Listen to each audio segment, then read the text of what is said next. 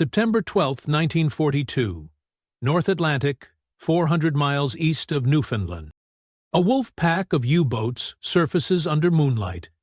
Kapitänleutnant Reinhard Hardigan scans the horizon, confident the amateur American Navy will never keep pace. Hours later, a Liberty ship convoy appears, more vessels than his torpedoes could ever sink. Salt spray stung the faces of U-boat crews as they laughed at the sight of slow American freighters lumbering unescorted. January 1942. The Atlantic. A German U-boat rises from the depths, its conning tower slick with foam. Through binoculars, Kapitänleutnant Reinhard Hardigan, of U-123, watches the navigation lights of an American tanker glowing against the coastline. Behind him, young sailors chuckle, muttering that it feels less like war and more like practice. In Kriegsmarine war diaries, this 6-month campaign would be noted with quiet satisfaction. America's eastern seaboard, 3,500 miles of coastline lay exposed, no blackout regulations, no organized convoys, just merchantmen plowing ahead, trusting the ocean to protect them. Back in Lorient, France, Admiral Karl Dönitz, commander of the U-boat arm, reviewed the figures. In the first half of 1942, German submarines sank more than 3.1 million tons of Allied shipping, some 609 ships, an astonishing 37% of global losses in just 6 months. To Dönitz, it confirmed his doctrine: sink ships faster than the Allies could replace them. For the moment, America looked like an amateur navy, clumsy in defense, naive in experience. German logs brimmed with bravado. One commander recorded, "Our torpedoes find their mark among the lumbering giants at will." Another described the eastern U.S. coast as illuminated like a Christmas tree, ships silhouetted against city lights. Among the prey were the new American cargo vessels, Liberty ships. Built for speed of production rather than grace, they could make barely 11 knots, slower than a surfaced U-boat. Their hulls groaned under cargo, their crews often green, their defenses meager, a single-deck gun, sometimes manned by hastily trained Navy reservists. From the periscope of a German submarine, they looked like floating coffins. Sailors joked that America was building ships simply to give the Reich target practice. Later, in his post-war memoirs, Hardigan would describe these patrols with biting candor. It was a shooting gallery. But here lies the caution. That phrase was memory sharpened by hindsight. The war diaries tell a more complex truth: frustrations over mechanical breakdowns, torpedoes running cold, fuel shortages, and the creeping sense that such easy victories could not last forever. Across the ocean, in Washington, Admiral Ernest J. King, newly appointed Commander-in-Chief of the U.S. Fleet, bristled at the humiliations. Critics whispered that America had entered the war unprepared, naive to the menace beneath the waves. King, notorious for his harsh demeanor, had little patience for excuses. He knew the Navy had too few escorts, too few aircraft, and too little time. For the moment, merchant crews were told to zigzag, to sail in daylight, to hope. But zigzagging at 11 knots brought little protection against predators lurking unseen for 50-70 days per patrol. In U-boat bunk rooms, the confidence was intoxicating. Crews joked that they could choose their targets like hunters picking deer from a herd. Tardichen's men recalled surfacing to fire deck guns against helpless tankers, watching crews abandon ship in panic. They toasted victories with schnapps, scratching tallies on the conning tower. Each sinking was radioed back to BDU headquarters, where Dönitz logged the expanding toll. One diary entry crowed, "The Yankees are children at sea." Yet beneath the bravado lurked irony. What German commanders mocked as amateur seamanship concealed something far more dangerous: America's staggering industrial potential. The U-boats saw only fragile freighters and trembling crews. They did not see the welding arcs already flaring in Kaiser's shipyards, the blueprints for thousands more hulls, or the raw calculation that America could build faster than Germany could sink. The U-boat happy time was real, but it was temporary. By mid-1942, 3,500 miles of U.S. coast were effectively undefended. 609 Allied ships had been sunk, including tankers critical to Britain's survival. 3.1 million tons of cargo vanished beneath the waves. Liberty ships crawled at 11 knots, slower than the predators hunting them. In some months, U-boats averaged more than a ship a day destroyed. To the Germans, these numbers whispered of final victory. To American planners, they screamed of a crisis demanding reinvention. As summer heat settled over the Atlantic in 1942, Hartigan's crew leaned against the conning tower rail, laughing at the spectacle of burning tankers. They felt unstoppable. Masters of a sea, America did not yet know how to defend. But the irony was already taking shape. For every freighter sunk, American yards would answer with 2 more. The laughter echoing over the Atlantic spray was not the sound of triumph, it was the sound of overconfidence. An empire of submarines mocking an enemy whose true strength had yet to awaken. What U-boat commanders could not see was that behind the mockery, Henry Kaiser and the U.S. Maritime Commission were preparing a blueprint for an arsenal that would drown the wolfpacks in steel. Henry J. Kaiser declared in a press interview, "We'll build ships like we build cars, 1 a day if we must." Washington, D.C. As German U-boats tightened their grip on the Atlantic, the U.S. Maritime Commission confronted a crisis of numbers. Britain's shipyards were strained, Canada's capacity was modest, and American yards, though vast, still moved at traditional, deliberate pace. Enter Henry J. Kaiser, a construction magnate with no background in shipbuilding. Known for his work on the Hoover Dam, Kaiser was a man who thought in concrete, steel, and scale.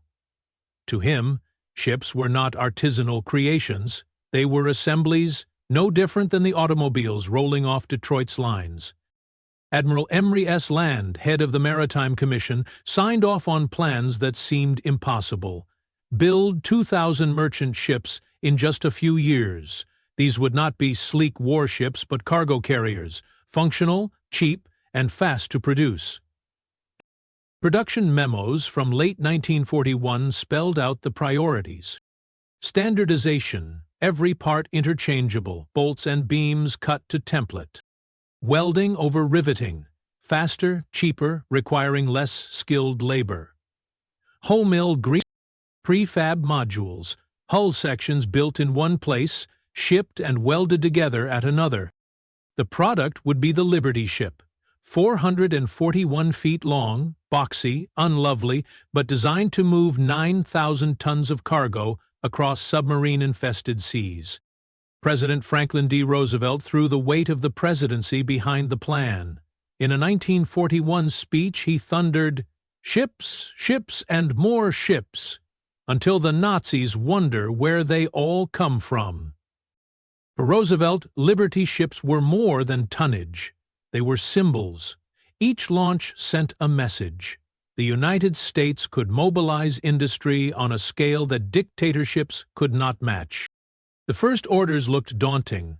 Traditional British yards required 8 months or more to complete a single freighter. Kaiser's approach promised an average of just 42 days. The figures began to astonish even skeptics. Initial target, 2,000 ships. Final production, 2,710 Liberties.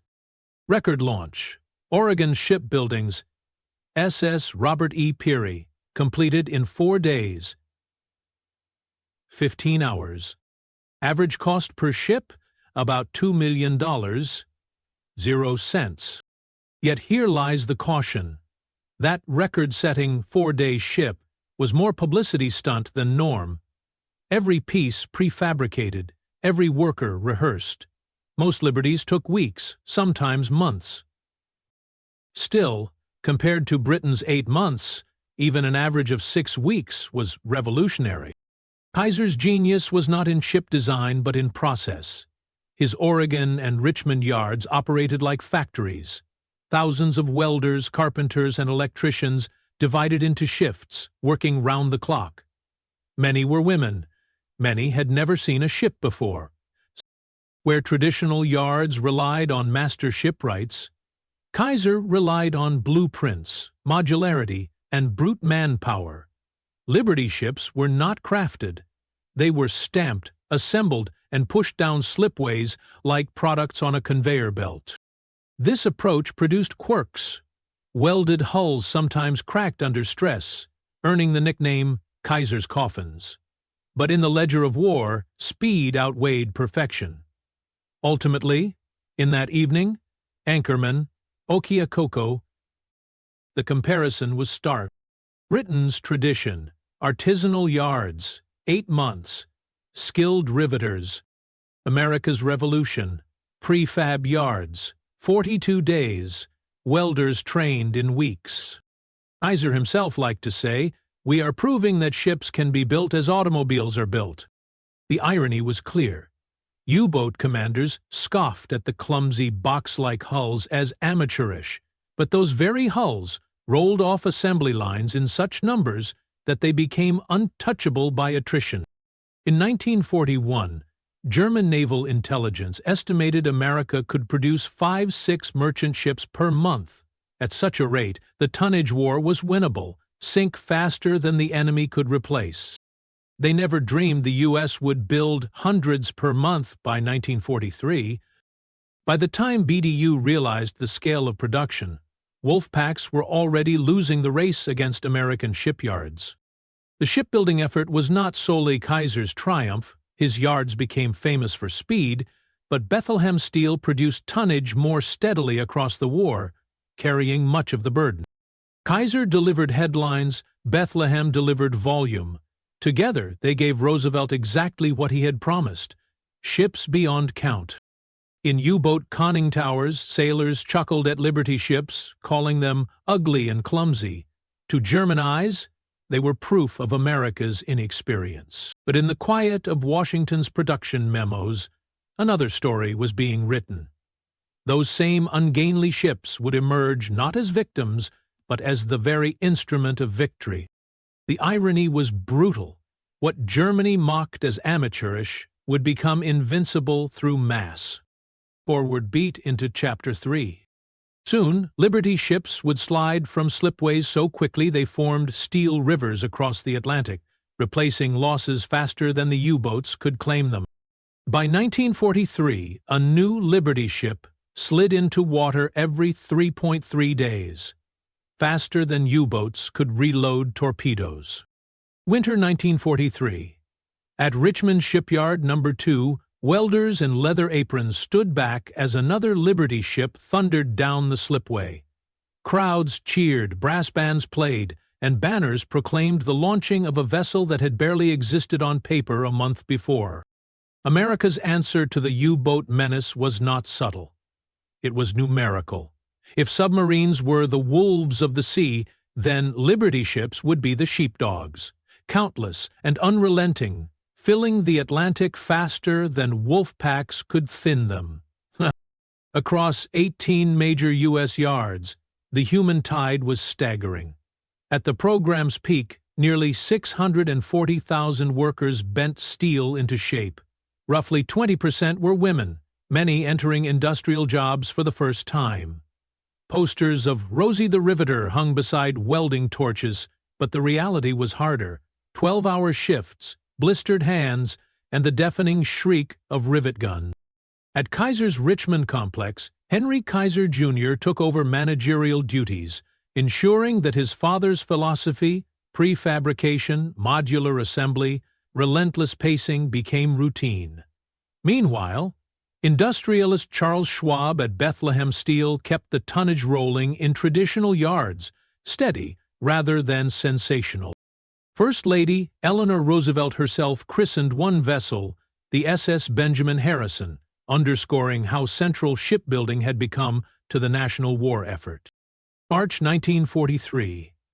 Convoy HX-229 steamed across the Atlantic with 38 ships, carrying grain, fuel, and troops. Wolfpacks fell upon it in coordinated strikes. By the end, 21 ships were lost, some 141,000 tons gone to the bottom. Survivors described the sea aflame, oil slicks burning for days. And yet, on American slipways that same month, yards produced 140,000 tons of new hulls. 1 month, 1 convoy, 1 balance sheet. The losses were matched almost ton for ton. Convoy manifests recorded not only the losses but the substitutions. Ships built in Richmond, Portland, and Baltimore left yards and joined the next convoys within weeks. Maritime Commission production statistics confirmed the tempo, hulls sliding into water almost daily, filling shipping lanes as quickly as they were emptied. A worker recalled in a later oral history, "We worked like the world depended on us, because it did." Another remembered sparks, cascading from welding arcs like fireworks, lighting night shifts that never ended. For many, there was no romance of the sea, only the grind of hours, the pressure to meet Roosevelt's promise. The numbers told a new story. Axis submarines at peak sank about 500,000 tons per month in early 1943. By the end of that same year, Allied yards were producing nearly 700,000 tons per month. The German logic of the tonnage war, that attrition would strangle Britain, was collapsing. The U-boats could kill ships, but they could not kill factories. Historians differ on exact convoy loss and replacement totals. U.S. and British claims often smoothed inconsistencies, reporting rounded averages. Some convoys were annihilated, others arrived unscathed. But when viewed as a whole, the trend was undeniable. Production outpaced destruction. The United States carried the bulk of this industrial wave, but not alone. British and Canadian yards, though smaller, ensured continuity when Atlantic storms and U-boats tried to choke the flow. Together, the Allies created not just ships but a lifeline, a steel river from New York and Halifax to Liverpool and Murmansk. In his April 1943 diary, Admiral Karl Dönitz admitted the growing futility. "We are attacking a hydra." Each Liberty ship sunk seemed to be replaced by 2 more.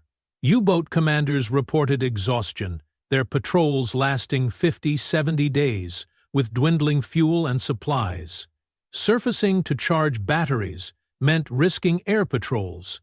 Staying submerged meant watching convoys sail by. The tone in BDU headquarters shifted from triumph to dread. The irony was merciless. What German submariners mocked as ugly ducklings had become a nightmare of multiplication. The more they sank, the more shipyards poured forth replacements. Each torpedo expended, each patrol endured, only revealed the futility of the campaign. The tonnage war, once Germany's surest path to victory, had inverted itself. By 1943, U-boats were not bleeding the Allies, they were exhausting themselves. By year's end, Atlantic harbors roared with the sound of whistles as Liberty ships slid down greased ways, flags snapping, bands playing. It was spectacle and industry fused. America putting its faith in steel and numbers. Convoys still faced peril, but for every flaming wreck, another hull rose from the slips. The river of supply had become unstoppable. Yet numbers alone did not break the U-boats. The decisive shift would come not just from production, but from the hunters who turned the tide. Escorts, aircraft, and new technologies. And in May 1943, the wolfpacks would find themselves the prey. May 1943. Wolfpack Star lunged at convoy ONS-5, only to be ambushed themselves by radar, aircraft, and depth charges. North Atlantic, early May 1943. Gale-force winds whipped across gray seas as convoy Honest 5 crept westward at a modest 8 knots. 43 merchantmen plowed through towering waves, carrying coal, grain, and fuel, the ordinary lifeblood of war. Lurking nearby were more than 40 U-boats, assembled in Wolfpack star. Dunnits had massed them with one purpose: overwhelm the convoy's escorts, tear open its heart, and once more prove that the Atlantic belonged to Germany. The convoy's defense fell to a mixed screen: 5 destroyers and 7 corvettes, commanded by Captain Robert Sherbrooke, a Royal Navy veteran scarred from earlier battles. Alongside him, the Western Approaches Command, under Admiral Sir Max Horton, had honed escort tactics into a new art: aggressive pursuit, radar-sected attacks, and coordination with long-range aircraft. Sherbrooke's men were exhausted, but better armed than the escorts of 1942. Depth charges now littered the decks, Hedgehog mortars stood ready, and new centimetric radar peered into the night where periscopes once hid. On May 4th, the Wolfpack struck. Torpedoes slashed into freighters, sending 2 tankers and a freighter ablaze. The convoy scattered in panic. But unlike earlier in the war, escorts did not merely shield, they counterattacked. Destroyers surged toward the telltale swirl of wakes. Corvettes rolled in heavy seas, hurling depth charges that thundered beneath the waves. Allied aircraft, braving storm clouds, swooped low to drive U-boats under. The sea became chaos: exploding charges, burning oil slicks, and frantic Morse blinks from stricken freighters. Battle logs from ONS-5 record the brutal exchange. Of the 43 merchantmen, 13 were lost. But the cost to Germany was unprecedented: 6 U-boats destroyed, 3 more heavily damaged, dozens forced to limp home with crippled batteries or leaking hulls. One escort officer wrote in his diary, "The hunted became the hunters." The statistics of May 1943 told a larger story. Convoy, ONS-5, 43 ships, 13 lost, but 6 U-boats sunk. U.S. boat losses that month, 41 destroyed, the worst yet. Allied shipping losses fell below 300,000 tons, a figure once unthinkably low. Convoy speed, barely 8 knots, yet survival no longer hinged on speed, but on escorts' aggression. What had begun as a German ambush ended as an Allied demonstration of dominance. The comparison was decisive. In a single month, 41 U-boats gone, crews, technology, and years of training lost forever. Never again, said he, all would matter. Allied shipping losses, once exceeding 500,000 tons monthly, dropped under 300,000 tons. For the first time, the attrition curve bent against Germany. Historians later labeled May 1943 as Black May for the U-boat arm. But this nickname was retrospective. Contemporary reports were grim but clinical. For Dönitz and his captains, the month was not a slogan. It was a reckoning. A surviving U-boat commander later recalled, "No longer safe to surface, no longer possible to win." For crews accustomed to stalking with impunity, the reversal was devastating. Radar pierced the night, escort groups pursued relentlessly, and long-range aircraft closed the air gap. Every dive risked being their last. The Royal Navy, under Horton, pioneered the convoy doctrine, weaving escorts into lethal hunter-killer groups. The U.S. Navy, swelling in numbers by 1943, provided the bulk of the steel, destroyers, corvettes, and aircraft to sustain the grind. Together, they transformed convoy defense into convoy offense. The irony was cruel. The very aggression that had once defined U-boats, charging convoys in massed packs, striking at night on the surface, now led them into traps. Technology and doctrine had caught up. Radar spotted their approach, aircraft forced them under, and escorts pounced the moment they revealed themselves. What had once been their strength became the flaw that broke them. At BDU headquarters, Admiral Dönitz faced his darkest reports. 41 boats lost in May alone. An irreplaceable hemorrhage. Training new crews took months. Building boats took longer. But American shipyards were launching replacements faster than U-boats could sink them. Dönitz recalled his submariners not as expendable numbers, but as men. Crews of 40 or 50 vanishing with each hull, often without survivors. His doctrine of the tonnage war had run into arithmetic it could not escape. As convoy ONS-5 staggered into harbor, battered but intact, escorts signaled their triumph. For the first time in years, the Atlantic no longer belonged to the wolfpacks. The hunted had become the hunters. But Liberty ships were not invulnerable. Later, in 1943, disaster struck in Bari Harbor, where a single raid revealed that even the ships of mass production could carry secrets and consequences deadlier than U-boats. Flames roared across SS John Harvey in Bari Harbor, December 1943, as Liberty ships proved both lifeline and liability. December 12, 1943, Bari, Italy. The Adriatic port was choked with Allied ships, Liberty freighters, oil tankers, ammunition carriers, packed so tightly that sailors joked you could walk from one deck to another without touching water. The Allies had declared Bari secure. Street lamps still glowed, harbor lights blazed, and ships rode at anchor with full cargo hold. But to Luftwaffe reconnaissance, it was a gift. Field Marshal Albert Kesselring, overseeing German defenses in Italy, ordered a strike to remind the Allies that no harbor was beyond reach. As evening fell, German bombers swept low over the city, releasing waves of ordnance. Explosions ripped through moored ships. Fuel tanks ignited. Ammunition detonated. The harbor became an inferno of fireballs and shrieking metal. Among the vessels hit was the Liberty ship SS John Harvey, commanded by Captain Charles Schutz. Loaded with nearly 9,000 tons of cargo, she carried a deadly secret.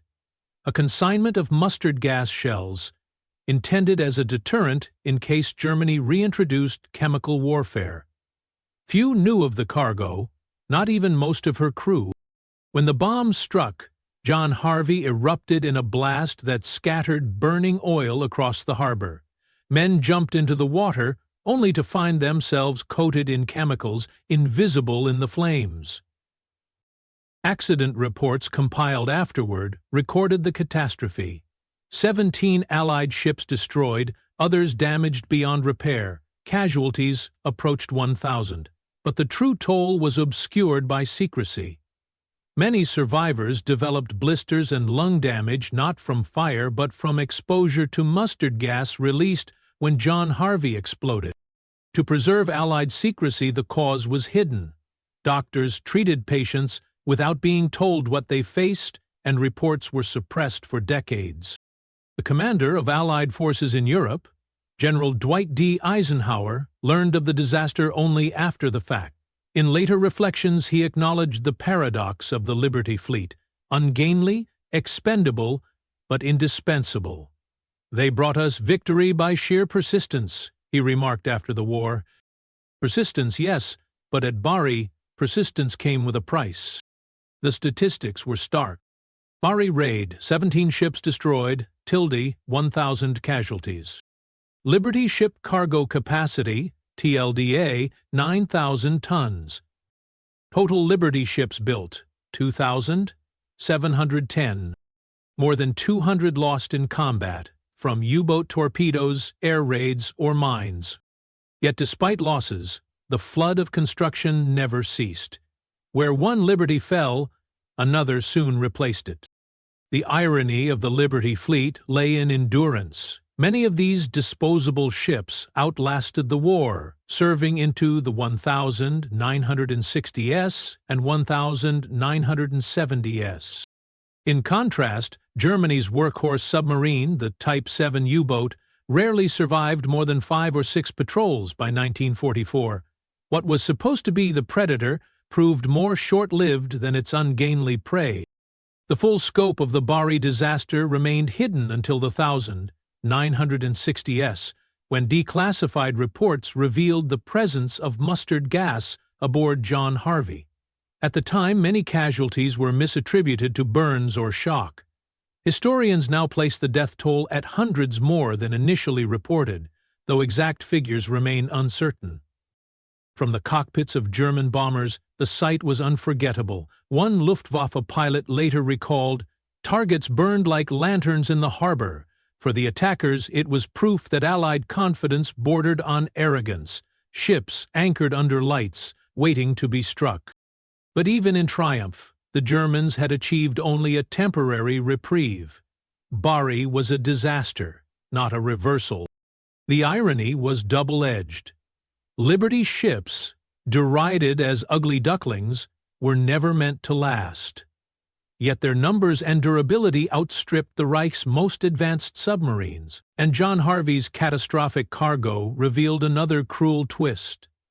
These ships, designed as lifelines, could also carry secrets lethal to their own men. The very vessel built to supply armies became, through secrecy and circumstance, an unmarked chemical bomb.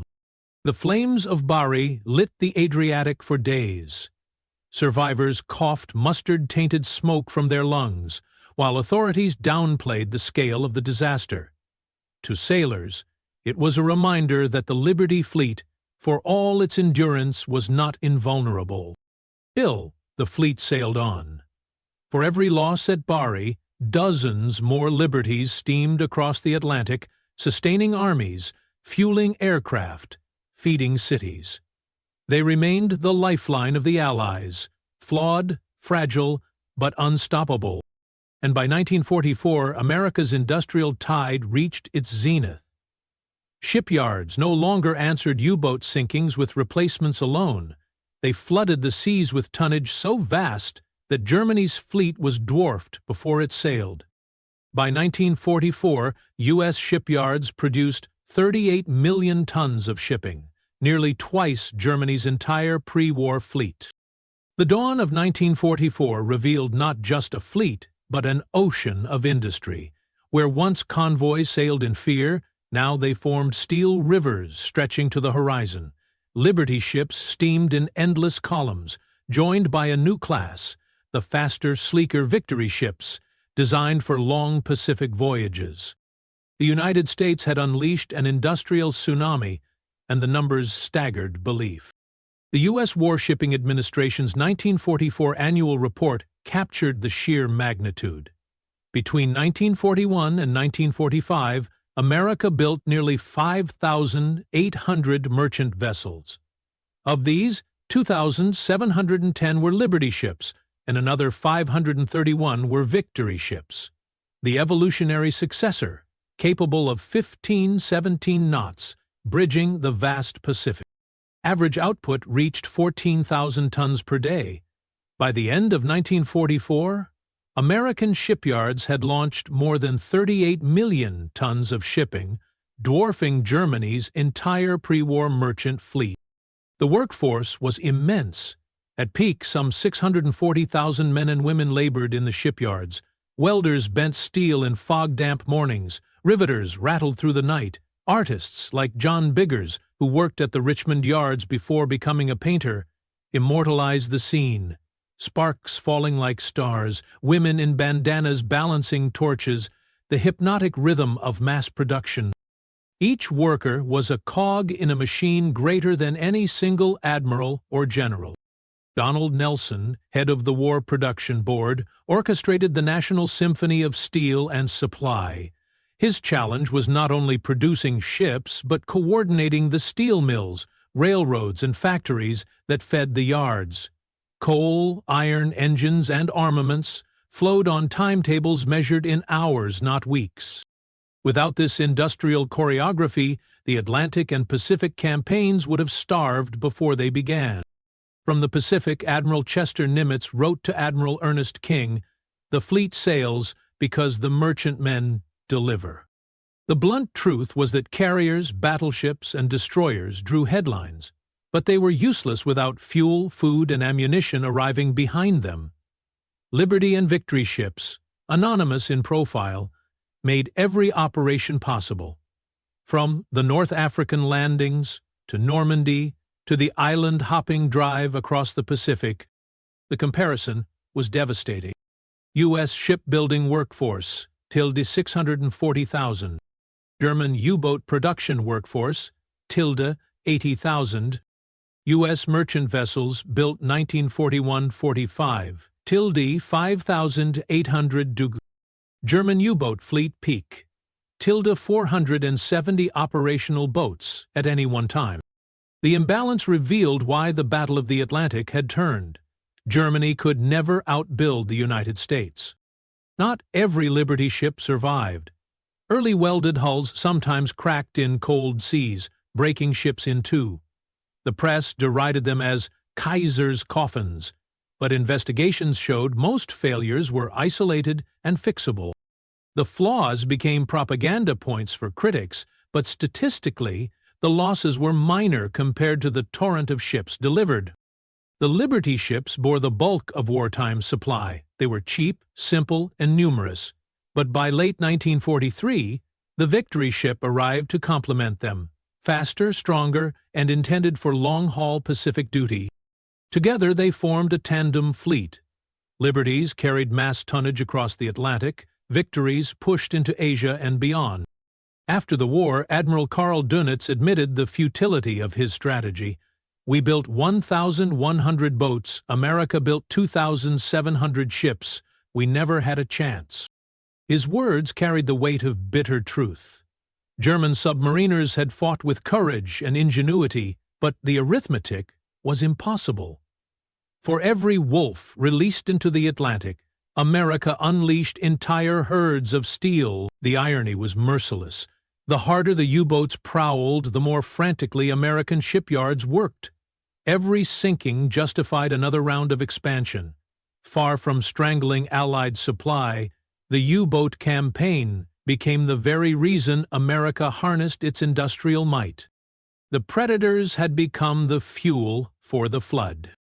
By 1944, the Atlantic was no longer a graveyard for freighters. It was a conveyor belt of Allied power. Convoys stretched unbroken, guarded by improved escorts, watched by long-range patrol aircraft, and replenished by factories that seemed endless. Germany's submarine fleet had not only failed, it had provoked the most staggering industrial response in history. From New York to San Francisco, from Baltimore to Portland, the slipways thundered with new launches. Hull after hull slid into the water, whistles blowing, bands playing, christening bottles shattering against prows. It was not just production, it was spectacle, defiance, inevitability. The wolfpacks had once owned the night sea lanes. By 1944, they were drowning beneath an industrial tide they could never hope to match. The Liberty ships were born to be expendable, yet many endured long past the Reich that mocked them. Their legacy would stretch decades into peace, proving that utility could outlast arrogance. Decades later, rusting Liberty hulls still carried grain, outliving the Reich that mocked them. 1945 ended with the Reich in ruins, but the Liberty fleet steamed on. Of the 2,710 Liberty ships built, nearly 2,400 survived the war. Many, battered but functional, continued service into the 1,950s, 1,960s, even the 1,970s. Their decks carried grain to starving Europe under the Marshall Plan, ferried goods to Asia during Reconstruction, and served as reserve tonnage in America's national defense fleet. What Germany had derided as disposable had instead proven durable beyond all expectation. Maritime records tracked the careers of vessels like SS Jeremiah O'Brien and SS John W. Brown. Both served through the war, retired into obscurity, then were rescued and restored decades later as floating museums.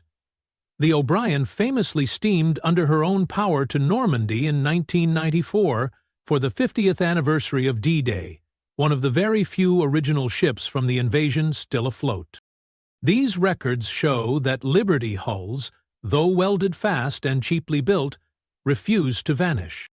Two names preserved this legacy: Jeremiah O'Brien, an American Revolutionary War hero, and John W. Brown, a labor leader whose name graced one of the few preserved ships.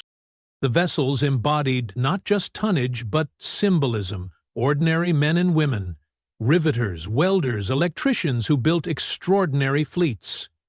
For them, these ships were proof that democracy's workshops could do what no dictatorship could: outbuild, outlast, and overwhelm. In 1945, President Harry Truman captured the meaning of the Liberty Fleet. They proved democracy's workshops could outbuild tyranny's workshops of death. It was not eloquence alone, it was arithmetic. The Axis lost the Battle of the Atlantic not through heroics but through sheer inability to keep pace with factories that never slept. The ledger of the Liberty Fleet remains staggering: 2,710 built, with tilde 2,400 surviving the war. Post-war service extending into the 1,970 to preserve today as operational museum ships: SS Jeremiah O'Brien and SS John W. Brown. Tilde 38 million tons of cargo delivered during the war. A cost-efficiency ratio of roughly 3-to-1 Vessex sinkings. For every Liberty ship sunk, 3 more were built. It was not elegance, but efficiency that defined their victory. The contrast endures into the present. Not a single operational German U-boat survives in service. Those that remain are museum relics. Yet 2 Liberty ships can still cross oceans under their own power, living artifacts of a war once thought to consume them all. What was mocked as an ugly duckling became the swan of survival. The ugly duckling nickname originated in the wartime press, not from sailors. Crews who manned Liberty ships prized them for reliability. They were not glamorous, but they carried their cargo through storms and ambushes alike. Sailors trusted them more than many of the vessels built with prestige but not endurance. Liberty ships were the foundation, a stopgap solution turned mass miracle. The later Victory ships were the evolution: faster, stronger, designed for the Pacific. But without the Liberty, the Victory could not have existed. In a 1960s oral history, a former German commander admitted, "We laughed at them, but it was our undoing." It was the ultimate irony. The fleet most ridiculed by the Reich became the fleet that guaranteed its defeat. The irony sharpened with time. The Liberty ships were built for 5 years of service at most, yet some endured for 3 decades, hauling cargo across the globe in peacetime long after the Reich had collapsed into dust. They were meant to be expendable, but became indispensable. Artists, novelists, and historians have struggled to capture the scale of the Liberty Fleet. John Biggers painted their construction, authors chronicled their voyages, and museums preserve their memory, yet to most they remain anonymous silhouettes on the horizon. Unglamorous, unnoticed, but absolutely essential. This anonymity is itself a legacy. Victory built not on a single heroic ship but on thousands, each part of a collective greater than the sum of its parts. In the post-war years, Liberty hulls carried wheat under the Food for Peace program, supplied UN relief, and served as floating warehouses during crises. Their utility outlasted their intended purpose, proving that what began as desperation became enduring infrastructure. Where U-boats became scrap, Liberty hulls became lifelines, again and again. On a quiet morning in San Francisco Bay, the SS Jeremiah O'Brien still fires her boilers, her engines thumping with the rhythm of another age. Visitors walk her decks, unaware that this ungainly ship once carried the fate of nations in her holds. Her survival is the final irony. Mocked in birth, indispensable in war, immortal in peace. The Liberty ship was the most underestimated vessel of the war and the most enduring victor. The Battle of the Atlantic began with mockery and ended with irony. German U-boats scorned America's amateur navy, but it was America's amateur-looking ships that broke them.